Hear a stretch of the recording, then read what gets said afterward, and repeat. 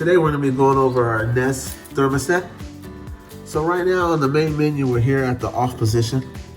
We're going to go ahead and rotate here. This is going to be your eco-friendly mode, so you can set up different set points to save energy.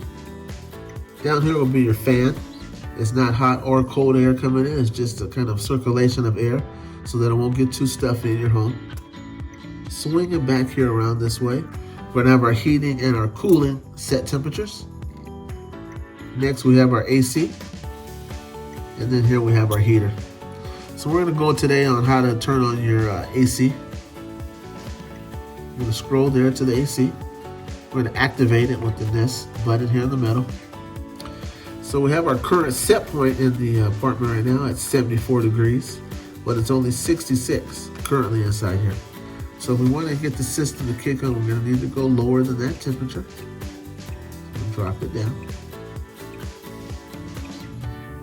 And our AC turns on.